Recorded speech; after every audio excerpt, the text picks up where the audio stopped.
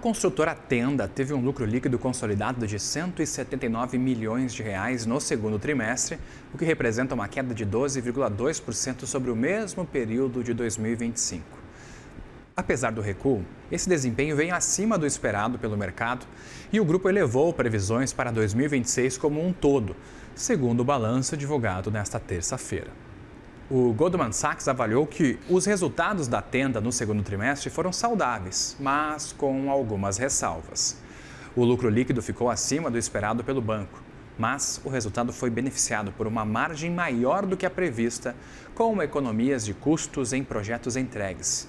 Segundo a empresa, esse efeito não deve ser repetido nos próximos trimestres. A receita líquida ficou em linha com a projeção do Goldman Sachs. Já o lucro bruto ficou 8% acima da estimativa. As margens brutas também superaram as previsões nas operações da Tenda e da Alea. O banco destacou ainda a revisão para cima da projeção de lucro líquido da Tenda para 2026. O guidance passou para uma faixa entre 600 e 660 milhões de reais. No ponto médio, a alta é de 13,5%. Mesmo assim, a estimativa do Goldman Sachs de 681 milhões de reais ainda fica acima do novo guidance. Por um outro lado, a projeção de EBITDA da Alea foi reduzida. A divisão é considerada um ponto de atenção para os investidores, principalmente por causa dos desafios para gerar caixa. E o setor de construção está em negociações com a Caixa Econômica Federal para buscar mecanismos que ajudem a reduzir o risco de inadimplência no crédito imobiliário. A informação foi dada pelo presidente da Tenda, Rodrigo Osmo, durante uma teleconferência com investidores e analistas. Como as conversas ainda estão em andamento, o executivo não detalhou as propostas. Esse movimento ocorre após uma resolução do Banco Central que mudou a forma como os bancos devem provisionar o risco de inadimplência nas carteiras de crédito. Com a mudança, a Caixa alterou em julho as regras para a liberação de financiamentos. Segundo Osmo, a mudança provocou uma queda momentânea nos repasses de clientes da Tenda. Mas, de acordo com o executivo, a situação já foi normalizada. Osmo disse que a Caixa ajustou o modelo de concessão de crédito e que os repasses já voltaram aos níveis anteriores. Para o setor, o processo de ajuste é positivo e ajuda a garantir a sustentabilidade dos financiamentos no longo prazo. A preocupação é especialmente relevante para o Minha Casa Minha Vida. Segundo o executivo, reduzir a inadimplência da carteira de crédito é fundamental para a sustentabilidade do programa. E ainda falando de Tenda, a gente recebe agora o CFO da companhia, o Luiz Maurício Garcia, que vai comentar os resultados do trimestre. Uma boa tarde para você, Luiz. Seja bem-vindo aqui ao nosso Money News. Luiz, boa me tarde, escuta? tudo bem? Que bom, tudo certo. A gente teve um delayzinho aqui, mas tudo tranquilo. Vamos lá. Luiz, obrigado pela participação. A margem líquida caiu de 20,6% para 13,9%, mesmo com a receita crescendo 30%. O que explica essa margem mais apertada?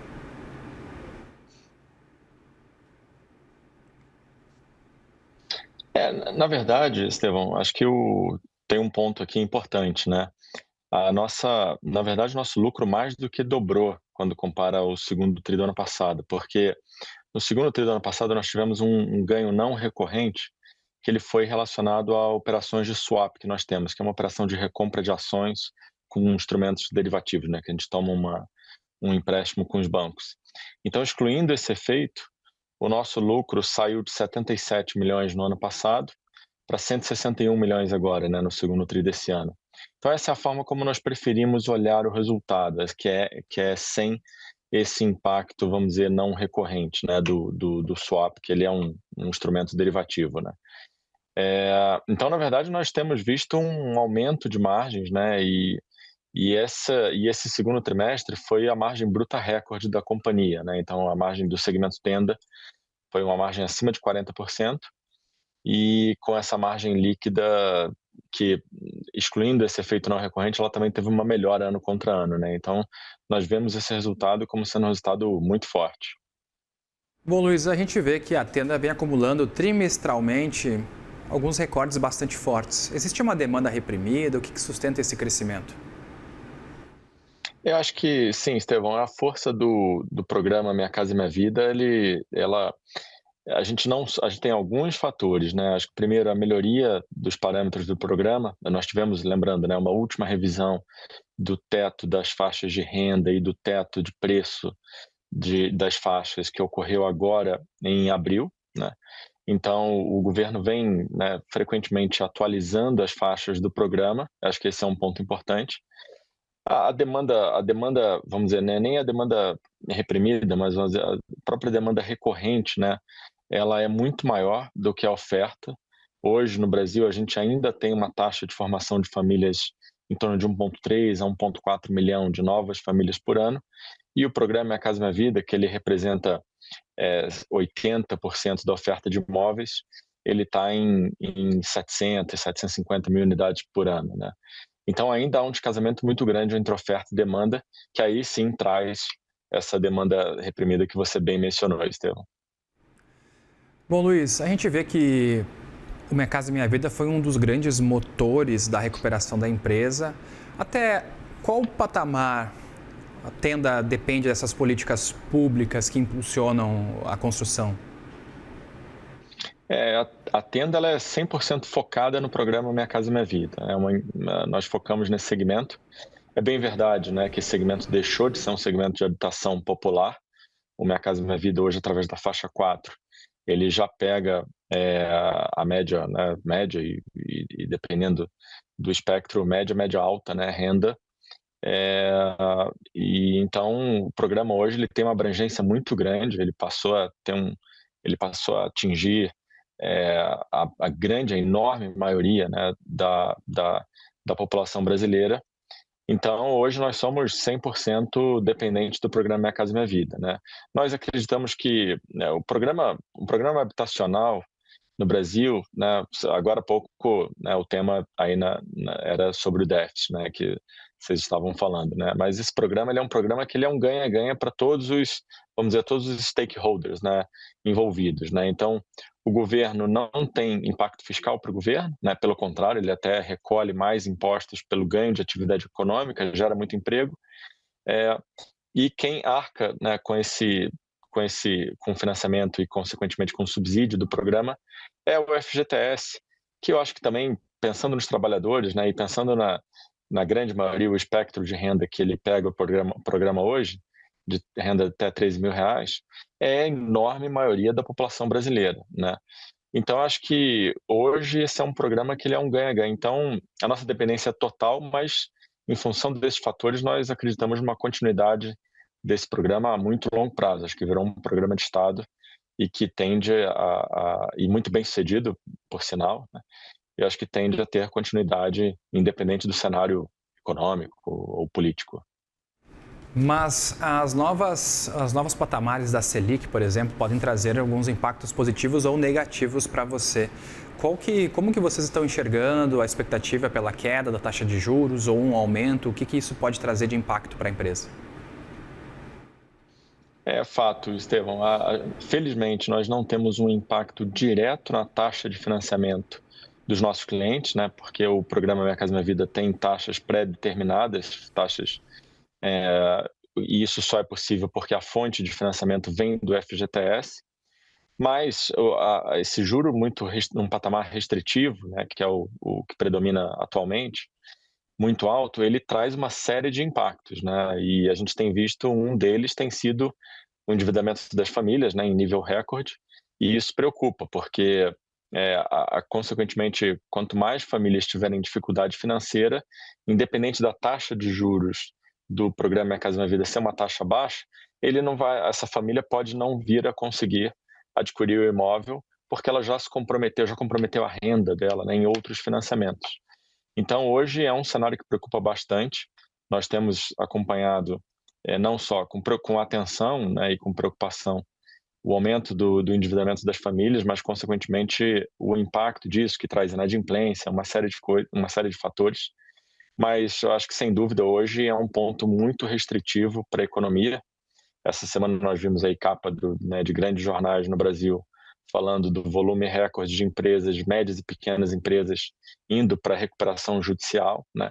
Então, acho que essa taxa de juros muito restritiva, ela está trazendo um impacto severo, não só para, né, para empresas, mas para quem tomou empréstimos ou, né, foi para uma linha de tomar alguma dívida para alguma necessidade emergencial, mas não consegue sair dessa situação pelo nível restritivo dessa taxa, né? Então, acho que sim, a gente tem preocupação, o impacto disso para a companhia especificamente foi um aumento da provisão de PDD, provisão para devedores, né, duvidosos, como diz esse termo, né, um termo técnico utilizado. Então, nós aumentamos a nossa PDD bastante do ano passado para cá, já nos antecipando, parcialmente por uma deterioração que já aconteceu e parcialmente também nos antecipando a que essa deterioração possivelmente continue diante desse cenário. Bom, Luiz, e como é que está a taxa de inadimplência aí para vocês? Como é que está sendo? Nós temos uma inadimplência alta porque, né, a parte que nós emprestamos recursos para os nossos clientes, ela ela não tem uma garantia real, né? Vamos dizer, a alienação fiduciária do imóvel, que é a garantia, né, real quando a família ou a pessoa compra um imóvel, ela é concedida à Caixa Econômica Federal, né, que é quem financia as unidades do programa Minha Casa Minha Vida. Então, o crédito que nós concedemos para o cliente conseguir fechar a compra, porque ele financia, em média, 70% do preço da unidade. Outros 10% ele consegue pagar com subsídio, com resgate de FGTS, com ato. Então, sobra 20%. Esses 20% nós financiamos, parte pré-chaves, parte pós-chaves, e é um financiamento onde nós corremos um risco de crédito, sem dúvida, dado que não há a garantia real do imóvel, como eu mencionei anteriormente. E essa inadimplência ela acaba sendo mais elevada. Ela é uma inadimplência que gira na casa de 15% a 20%, em média, exatamente por esses fatores, né? E na margem ela tem sido elevada. Tanto nós já estamos também com um segundo plano de ação, que é reduzir a concessão desse crédito. Então, a gente tem tentado, né, via algumas políticas públicas, né, alguns estados e municípios têm programas de cheque, por exemplo, que complementam o programa Minha Casa Minha Vida. Então, tem uma série de plano de ação, né, nós temos várias iniciativas aqui para reduzir a concessão desse crédito sem impactar, né, as margens e a rentabilidade da companhia. Mas esse é o nosso objetivo daqui para frente, até, como eu mencionei anteriormente, antevendo, né, esse cenário mais restritivo de renda disponível das famílias no Brasil. Vocês têm agora recentemente ampliado o número de terrenos, né? O banco de terrenos da empresa está maior. É um receio com a especulação imobiliária, com a falta de espaço? Como que está sendo? Não, ele na verdade ele visa a companhia ter a opcionalidade do crescimento. Então, Estevão, o que acontece no passado, né, o programa Minha Casa Minha Vida ele melhorou muito em 2024, principalmente para cá, com essas constantes revisões, né, de parâmetros que eu mencionei anteriormente. Então, mas lá em 2024, 2025, nós não tínhamos terrenos já aprovados, né, porque não basta ter um banco de terrenos robusto, né, ele precisa estar apto para ser lançado, esse projeto, né. Então, nós não tínhamos um banco de terrenos apto para lançar num momento favorável do setor, né, que, como eu disse, vem desde 2023 para cá. É um momento que o setor, né, o Minha Casa Minha Vida acelerou bastante, né, em relação aos patamares anteriores. E a ideia desse land bank robusto, né, ainda mais, é ter essa opcionalidade, ou seja, ter a capacidade de acelerar lançamentos se o mercado estiver favorável. E eu acho que a grande vantagem da Tenda nesse mercado é que a gente viu muitas empresas, né, inclusive de capital aberto, que cresceram muito nos últimos anos, mas muitas delas são focadas principalmente em São Paulo e Rio de Janeiro. E a Tenda é uma empresa que ela tem uma operação forte em São Paulo e Rio de Janeiro, mas ela está em 10 regiões metropolitanas no país. Então, nós conseguimos crescer. Por exemplo, olhando no segundo trimestre em relação ao segundo trimestre de 2025, a nossa regional que mais cresceu em termos relativos foi Goiânia, que está no centro-oeste do país. Então, acho que essa é uma grande vantagem da companhia de ter uma diversificação não excessiva, porque também, né, como o Brasil é um país tamanho continental, controlar a execução no país inteiro é muito difícil, mas o fato de nós estarmos nas principais capitais do país ajuda muito. Então a gente consegue navegar os diferentes ciclos econômicos de determinadas regiões. Então, às vezes, você tem, numa determinada região, teve um ano muito forte para o agro e ela está indo muito bem. Em outra região, você pode estar tendo um determinado impacto específico e vice-versa, né? Agora a gente está no momento mais fraco do agro, mas Goiânia é uma cidade que ainda assim vai muito bem.